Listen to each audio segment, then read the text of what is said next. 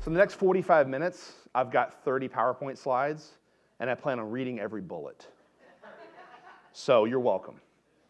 So anyway, train harder than you fight. So I'm one of those people that are not classically trained in anything. I'm more of a, I kind of do everything really well to like 30% kind of person, right? So I can do drywall, I can do construction, I can do kind of anything, but it's only gonna be 30% of what like a professional can do. So that's why I'm not a red teamer. I'm a classic blue team guy, right? I learn by mistakes, I learn by pain. So I actually tell everyone I'm a master of failure, hailing from the University of Hard Knocks. So that's a perfect bio for me. But I've learned a lot over the years from the red teamers. You know, I started off back in the 90s doing like Novell servers, and the next thing you know, they're like, hand you this box called the PIX firewall. You're like, what is this? You know? And so you just become the security guy. But you're not classically trained in security, right? So over time, what ends up happening is we get extra products and we have all these things that integrate, and next thing you know, you're the security guy. And you're responsible for securing 10,000, 100,000 users, and you're going, I don't know what I'm doing. I have no idea what I'm doing. And so over the years, back in the day, we had penetration tests, and then later on, we had these things called red teams. And these are things that really helped me to learn how to do my job effectively. And so I never viewed it as a negative thing to be red teamed. I actually kind of hope and really suggest for many organizations, you should be doing it all the time. So we're gonna define red team here for a little bit. Again, it's a mindset. These are people that are always trying to figure out a new way to get into something, right? That fictitious rival. I would have loved, so you know, I've got some friends that are former whatever in the government, and they've actually done the real red teaming, where you're trying to get into a diplomatic outpost. And so you think about all the lessons that they've learned while all of a sudden they get really close to a diplomat and guns are drawn. But it really helps them understand, okay, here are the things we need to adjust. It's not enough if you have lack of visibility and you put guard dogs there. If your guard dogs eat biscuits that are thrown over the fence and they knock them out or they kill them, right? So they learn through that iteration on what they need to change and what they need to do. And it's the same thing with red teaming. It's not a penetration test. Penetration tests are great for outside type of things, you know, like we just deployed this, we're getting ready to deploy this new, you know, web application. Hit that with a pen test, tell us what's vulnerable, what we need to adjust. Red team is longer in duration. It's typically something, and several of my customers, they actually have full-time employees that are doing red teaming. They're constantly going after and try to attack the network and to try to attack the assets. And so what it does is it gives the leadership people an ability to go, okay, where do we need to shore things up? And to justify budget, because we all know the hardest thing to justify in any organization is our budget. It's really hard. So by being able to show via the red team, hey, look, here's this exercise we performed, and here's where we're weak. You may have too much coverage in one area. I know some companies that they've got 5 DLP tools, 5. Where if they just learned how to configure 2 very properly, they wouldn't need the other 3. But as a result of taking up that budget for those 5 things, they lose budget over here. And they've got no visibility. And that's the beauty of the red team. It gives you that constant feedback and that ability to learn. So what is a blue team? It's somebody like me. Somebody that's not smart enough to be a red teamer. I can't code. I can't do much things very well. But I can learn from mistakes, right? I've got scars of 25 years, and I can tell you about each one of them and what I learned from each one. So it's somebody like me that is going to constantly take that feedback and go, okay, we're going to make this adjustment, or we're going to make these process changes. A lot of times from red teaming and blue teaming working together, you realize it's not maybe sometimes a technological issue, it might be a process thing you're doing. One thing I see in New York a lot is people are still using processes from years ago.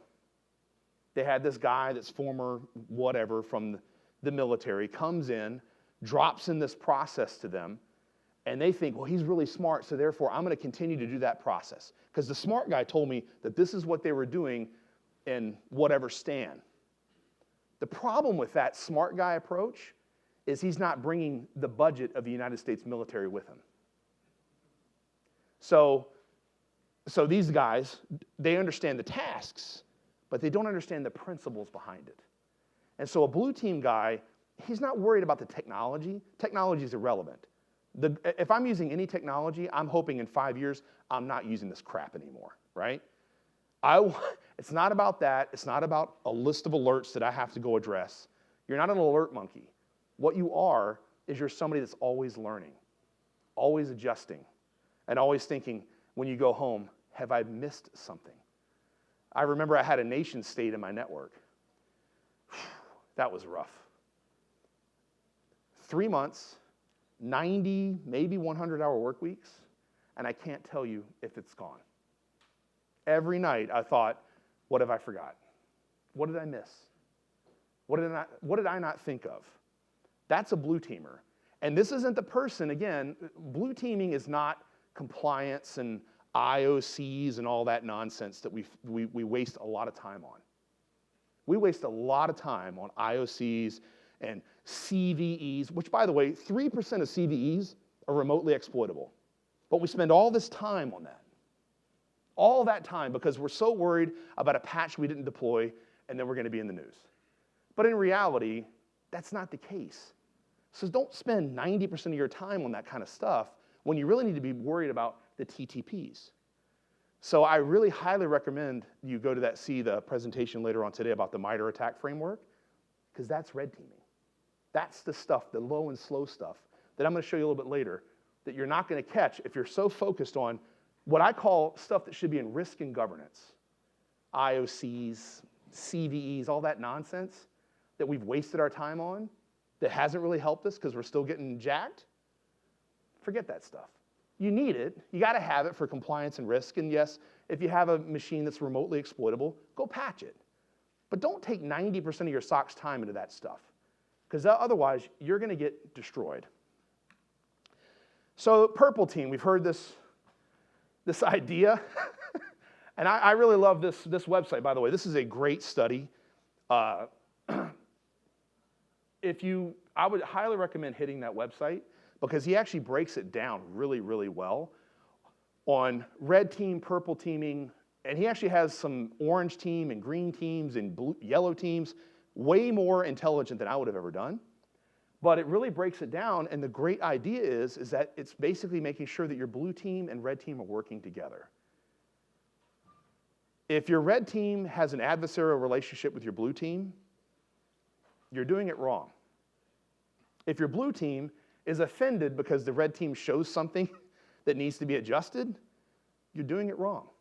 We've got to be able to work together. It's a constant learning cycle. Just because of the fact that the red team people are always thinking of a new way. I remember dropping in on a tabletop exercise, and this organization, they have a permanent red teamer. He has no login on the network, no email address. You know how he gets in? Usually over phishing links or on LinkedIn to the systems administrators. He gets them that way. He gets their credentials, and then he's able to pivot around the network. The great part about it is we've learned his behavior, we've seen his behavior, and now he lights up like a Christmas tree when he's in the network. And he has said himself, now with Exabeam, I really have to think before I run. He can't run any of the common tools. Mimikatz, Burp Suite, any of those things, he can't run it. We catch it right away because we've learned his behavior. We've learned his tells. And that's the important part of the red team and blue team working together. I remember, back when I was a kid, one of the tells that I gave my parents is if I did something wrong, I'm a terrible liar, and my body would just, while they're asking me, did you do such and such?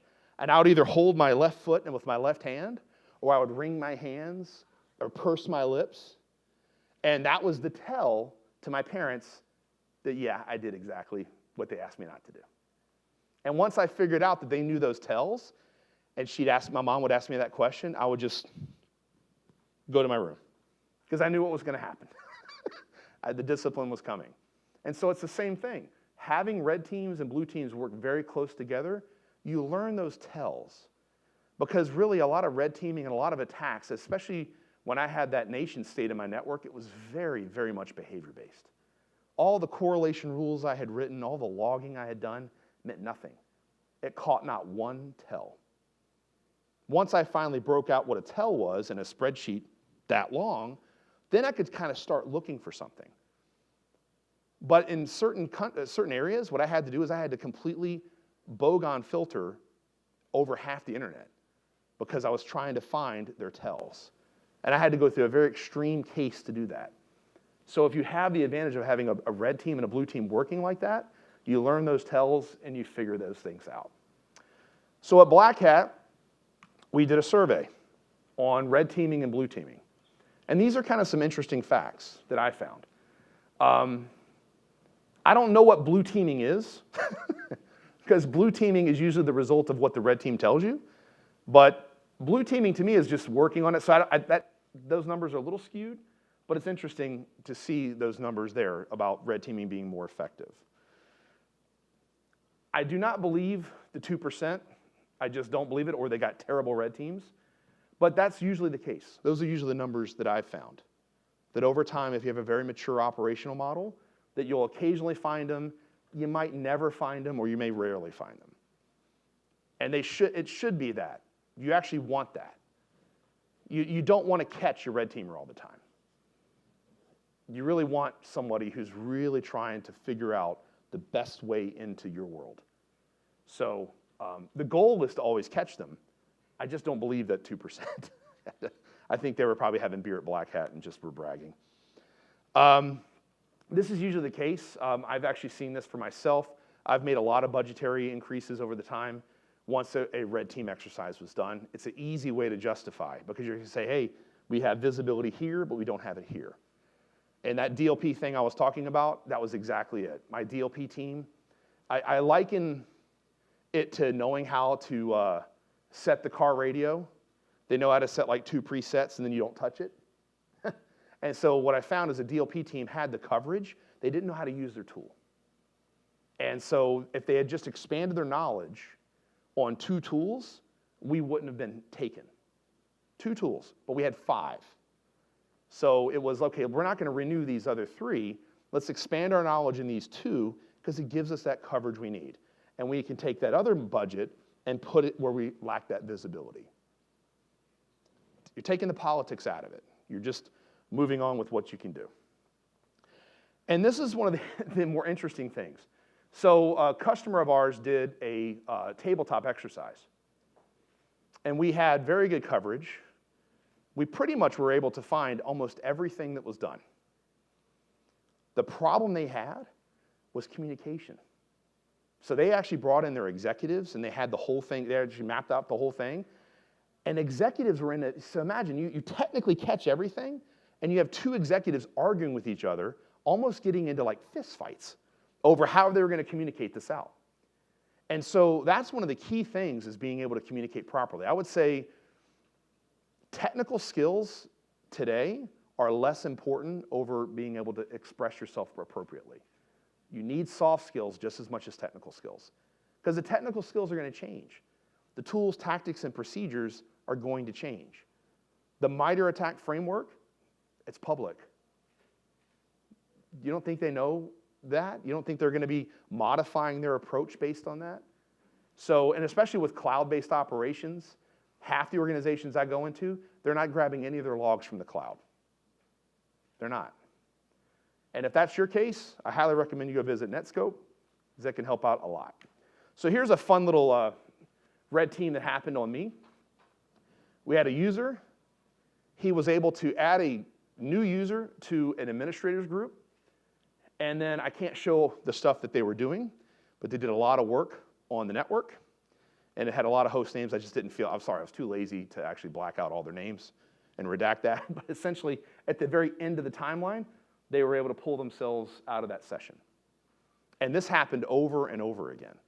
So their AD team had no idea that a user was being dropped in, doing administrative work, and being pulled out. That's a red team.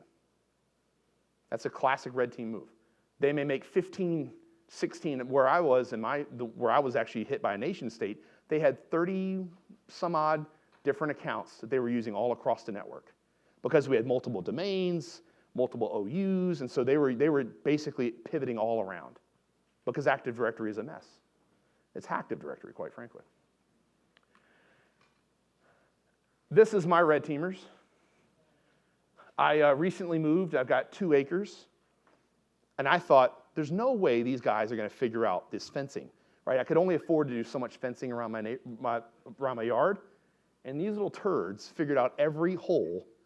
They red teamed me constantly. My wife woke up the other morning at like 5 a.m. She's 8 months pregnant with twins, by the way. And so she's crying, and she's like, it's too stressful. You've got to do better with the fence. And I'm like, okay, fine. But these 2 idiots, I mean, they've red teamed me the last 2 months at my house. And I figure if you don't like my presentation, cute puppies, right? You can't be mad at me. You know, you may not like what I'm saying, but you can't be mad because it's cute puppies. So I'm going to stop with the PowerPoint, and I'm going to quickly pivot into something that's very similar. You probably have seen this presentation before. Let me know. So this is our interface. And I'll show you, again, names have been changed, and I'm using our demo system just because I have to be careful because it is an active customer of ours. So I can't say exactly how something happened, but I'm going to give you an idea through our demo system. So you've probably seen Barbara Salazar and her timeline. We've all seen this, right? You all had your stupid Exabeam SE give this in the demo. So here, and I've done this 100 times. So here's Barbara Salazar, but you see this risk trend. So what do you think is happening there on April 30th? Feel free to just shout it out. Think about when I was being disciplined as a kid. What do you think was happening there?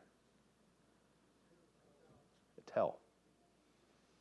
Again, it's not an alert. Palo Alto is not going to tell you. Your semantic endpoint's not going to tell you. It's just a tell. If you have the logs going into Exabeam, we're going to show you something odd is starting to happen. And there's now a trend. And so when we look at her timeline, and this is the time where, in Barbara's case, where data exfiltration happened, and that's exactly what happened at my customer. All we did was scroll up, and we said, what happened before? And it was very similar to this.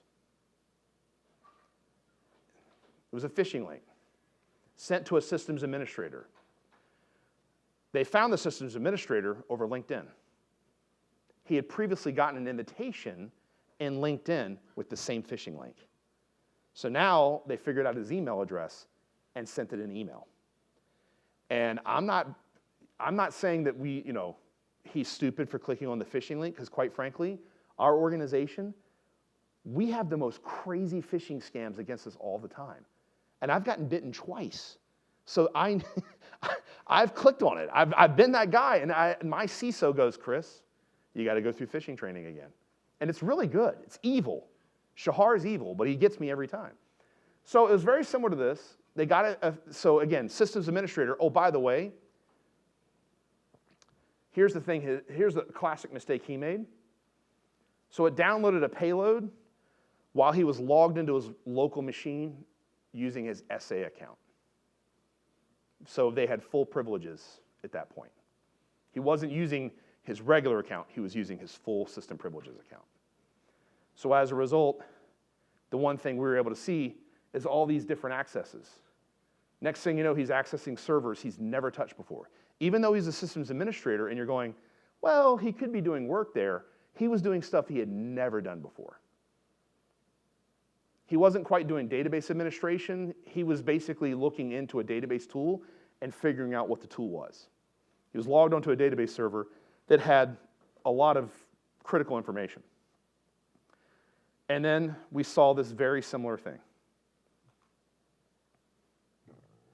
We saw a huge data exfiltration. It was around 200 gig from that very database. Fortunately, he was a red teamer. He was a red teamer. So they realized what we learned from that whole process is they had to configure their DLP tools just a little differently.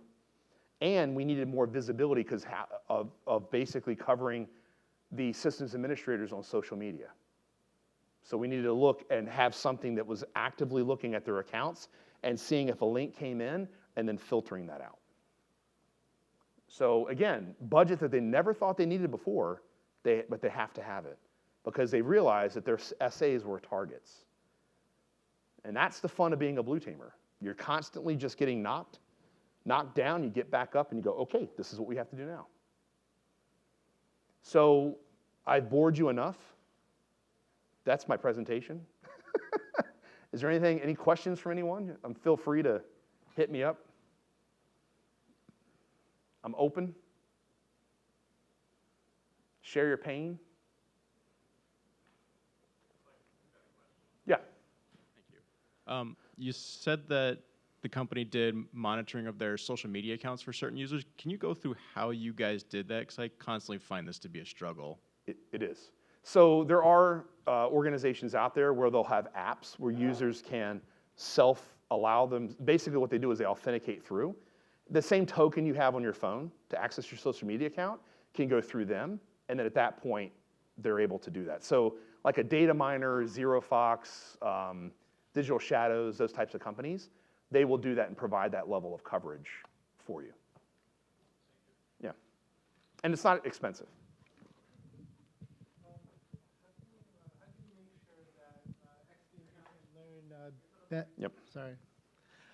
How can you make sure that Exabeam doesn't learn bad behavior as good behavior?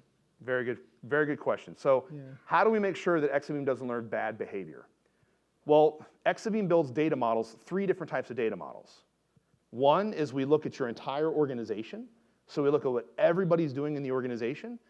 2 is we build a peer group model. So I'm looking not only at what you're doing, and I build a data model for you, that's our 3rd, but I'm looking at your peer group too.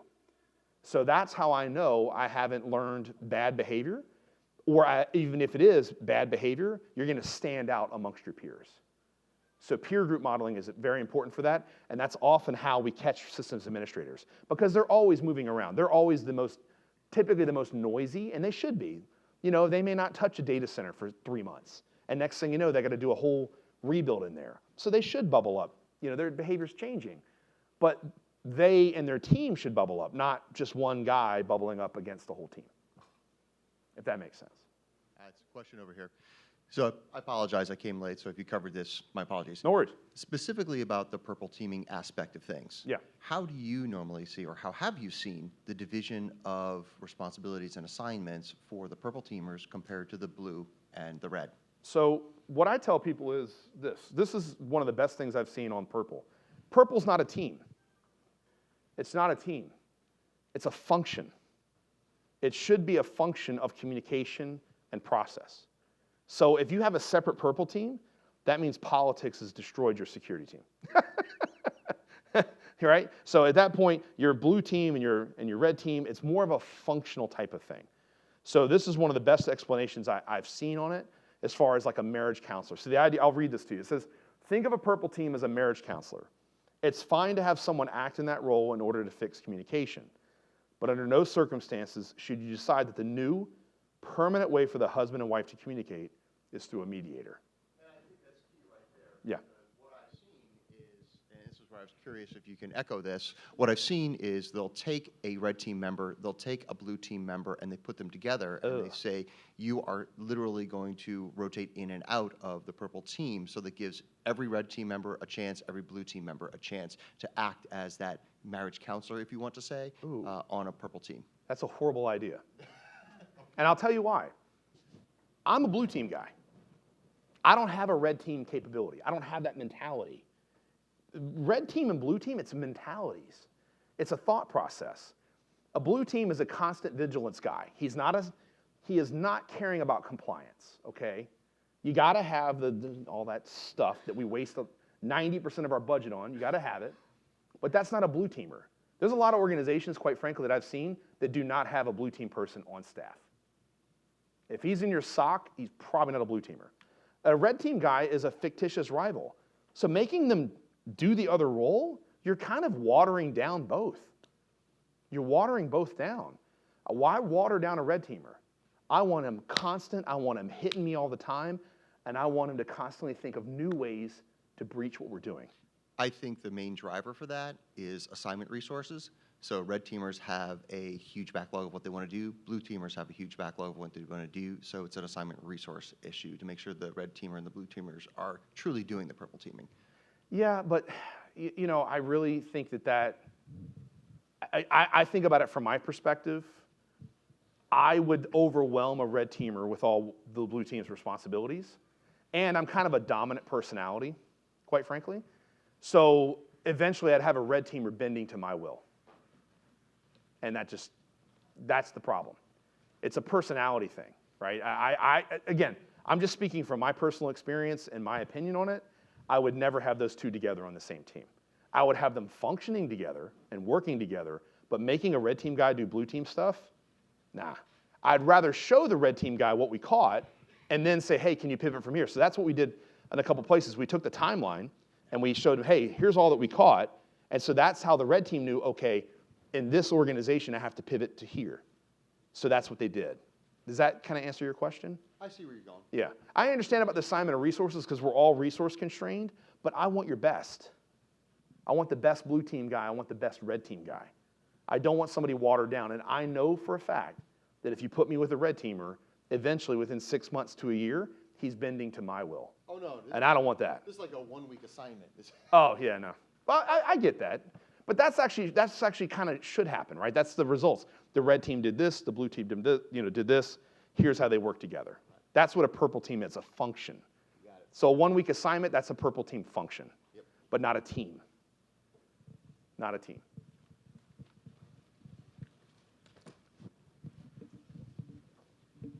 Hi. Hi. Let me get the microphone right so I'm not screaming at everybody. Sorry. When you said that you had been through an APT before, and you thought about it, and I've gone through in the tool, and I've pulled out things, and I've set up some hunting routines, and I go through, and I'll, and search through it. I added some OFAC countries, and this, that, and the other, and then it's, for some reason, Norway does a lot of bad stuff. I'd never heard why, but there's Norway and Moldova and some other things. And I've gone in and I've done these things. Is there anything else that you have thought of that you would add to Exabeam, given your experience, thoughts, or anything that's happened with customers that they found that you could share with a group so we would go back and be able to tune it, maybe tweak it for our environment a little better?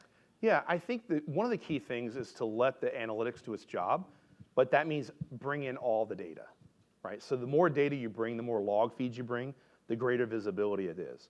What I've observed in a lot of specifications is we're still doing what I call the SANS class of 2013. That's our workflow, right? Correlation rules, pivoting if then else, searching through a database and thinking that that's security work, right? It's great that we have a database or a data lake that can collect all the data. But if that is our workflow, if our workflow is email, because we got an alert in the SOC, that is a bad workflow, is what I tell people. If that's your workflow, you're gonna miss so much. You need to be in your tools. You can't wait for an alert, because a lot of times what will end up happening is, think of the Target example, that workflow coming through and we don't really know the tells. So what I say is, be in your tools as much as possible to pick up those tells with your own eyes. There's no automation tool in here that's gonna change what you do. So machine learning does the hard work of bubbling it up. So they're doing the hard work, the machines are, but you're making the decisions. So what I see is a lot of times is we're in meetings, we're doing this, that, and the other, but we're not in our tools. So we miss the tells. I had the same thing. I was able to figure out that a lot of stuff was being proxied via Norway. Specifically that, is it Norway or Sweden? I think it's Norway, where they have the data center that was a former nuclear site. There's a lot of stuff hosted in there, a lot of dark web stuff that's proxied out of there. So Moldova was another one, Bulgaria was another one. And again, what I ended up having to do, I had to be very extreme. 3 o'clock in the morning, I basically bogoned everything that wasn't the US. And then I had it write to a log file, because I didn't have machine learning at the time.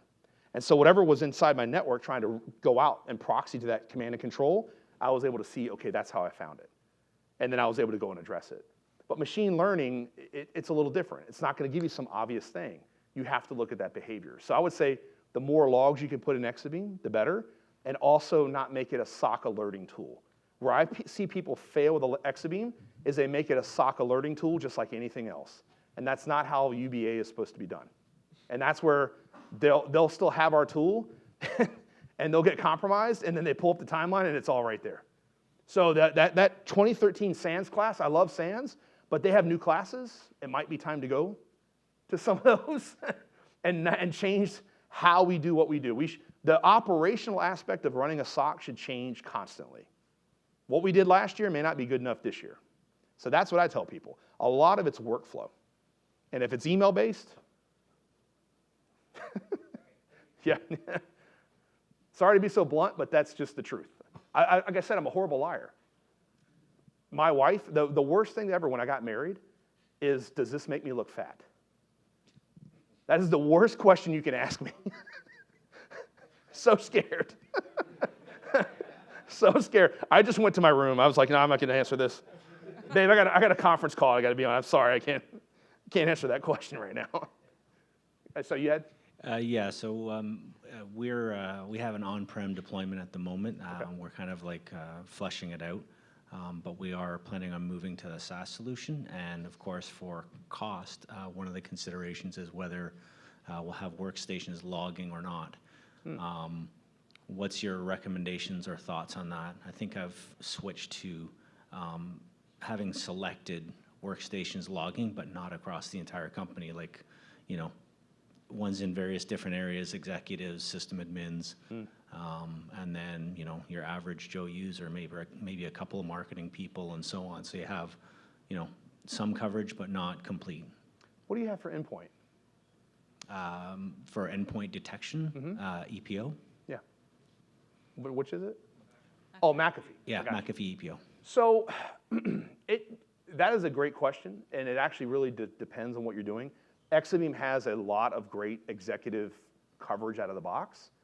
The question would be, how do you catch those logs if they're out and about, right? So if they're out and about, that can be a difficult thing, but I do think we also have some great modeling around Sysmon. So I try to tell everyone that they should be doing Windows Event Forwarding by default. Has anyone set up WEF before? It's pretty amazing, right? Agentless, all your logs get dropped into this thing. By the way, it's Microsoft's recommended way to log endpoints.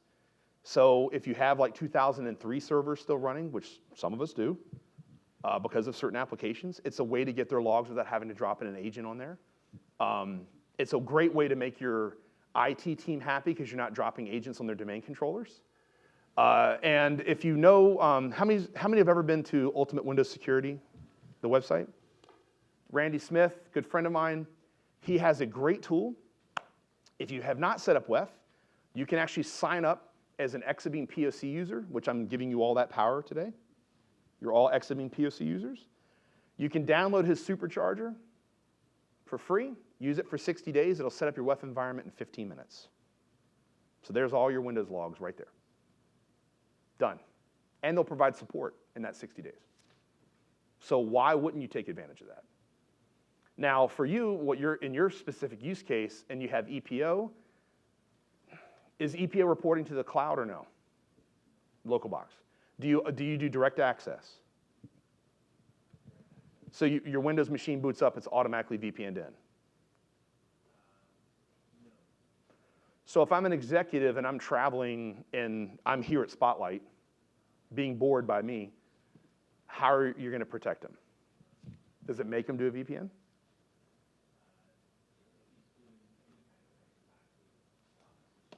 Yeah.